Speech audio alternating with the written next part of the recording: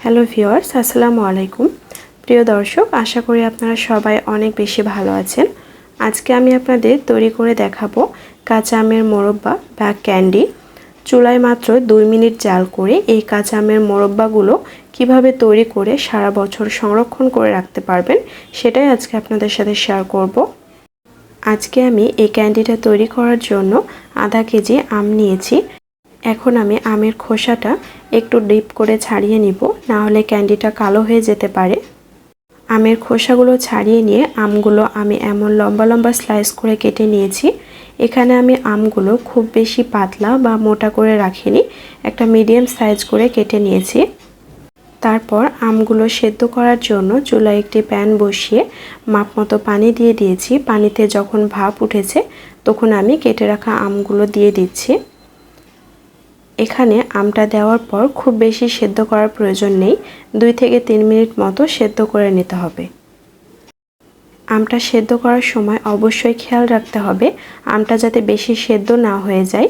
আমটা বেশি সেদ্ধ হয়ে গেলে আমের ক্যান্ডিটা ঠিকভাবে তৈরি হবে না। তার জন্য 2 থেকে 3 মিনিট মতো আমটা ভাপ দিয়ে নিয়ে আমটা পানি ঝরিয়ে উঠিয়ে নিতে হবে।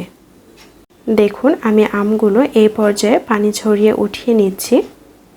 আমের এই মোরব্বাটা বড়দের পাশাপাশি ছোটরা অনেক বেশি পছন্দ করে, তারা এগুলো ক্যান্ডি মনে করে অনেক বেশি পছন্দ করবে। আমগুলো পানি ঝরিয়ে এমন একটা বাটিতে নিয়ে নিয়েছি। এখন আমগুলো গরম থাকা অবস্থায় এখানে প্রায় 1 কাপ মতো চিনি দিয়ে দিব। এটা অবশ্যই আমটা গরম থাকা অবস্থায় করতে হবে। চিনিটা আমের মধ্যে দিয়ে দেওয়ার পর আমটা আলতোভাবে একটু নড়িয়ে চিনিটা মিশিয়ে দিতে হবে যাতে আমটা ভেঙে না যায়। তারপরে এই আমের বাটিটা আমি একটি ঢাকনা দিয়ে ঢেকে রেখে দিব 2 ঘন্টা মতো।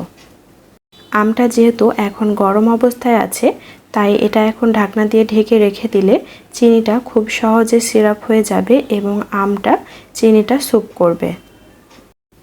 পুরো 2 ঘন্টা পর আমি ঢাকনাটি উঠাচ্ছি। দেখুন, চিনিটা সম্পূর্ণ গলে গিয়েছে এবং চিনিটা খুব ভালোভাবে স্যুপ করেছে। আমটা চিনিতে ভিজে থাকার কারণে আমটা অনেকটা শক্ত হয়েছে, তার জন্য এই ক্যান্ডিটা খেতে বেশ দারুণ লাগবে। এখন আমি এই চিনির সিরাপ থেকে আমগুলো পানি ঝরিয়ে আমগুলো একটা একটা করে উঠিয়ে নেব। একটু সময় নিয়ে ভালোভাবে আম থেকে পানিগুলো ঝরিয়ে নিতে হবে যাতে আমগুলো একটু শুকনো হয়। এভাবে আমি সবগুলো আম শুকনো করে উঠিয়ে নিয়েছি। এখন আমি চিনির এই সিরাপটা ভালোভাবে রেখে দিব। এটা আমি পরবর্তীতে যে কোনো আচার বা শরবত তৈরিতে ব্যবহার করতে পারবো। আর আমগুলো আমি কিছুক্ষণ রোদ্রে শুকিয়ে নেব। আমগুলো রোদ্রে শুকিয়ে নেওয়ার পরে এমন হয়েছে। দেখুন, অতিরিক্ত বেশি শুকানোর প্রয়োজন নেই, এমনভাবে শুকিয়ে নিলে হবে। আমটা যদি অতিরিক্ত বেশি শুকিয়ে ফেলেন তাহলে এটা অনেকটা শক্ত হয়ে যাবে, তখন ক্যান্ডিটা খেতে ভালো লাগবে না। এখন আমি আমগুলো এক সাইডে রেখে চিনির পাউডার তৈরি করে নিব। এখানে আমি 1/3 কাপ চিনির পাউডার তৈরি করে নিয়েছি। আপনারা চাইলে এটি ব্লেন্ডারে বা পাটা নোড়ায় তৈরি করে নিতে পারেন।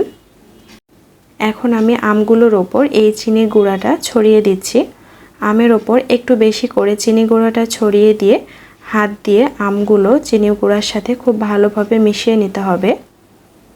এই আমগুলো চিনি গুঁড়ার সাথে মিশিয়ে নেওয়ার কারণে এটা দেখতে যেমন অসম্ভব সুন্দর দেখাবে, তেমন এটা খেতেও অনেক বেশি ভালো লাগবে। দেখুন আমি এগুলো কিভাবে তৈরি করলাম। আমের এই মোরব্বা বা ক্যান্ডিটা বড়দের পাশাপাশি ছোটরা কিন্তু অনেক বেশি পছন্দ করবে। বাইরের খাবার না খেয়ে এভাবে আপনারা কাঁচা আমের মোরব্বাটা তৈরি করে সারা বছর সংরক্ষণ করে রাখতে পারেন।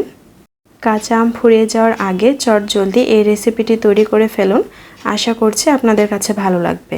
রেসিপিটি ভালো লেগে থাকলে প্লিজ লাইক, কমেন্ট, শেয়ার করে পাশে থাকবেন। যারা অলরেডি পাশে আছেন তাদেরকে অসংখ্য ধন্যবাদ।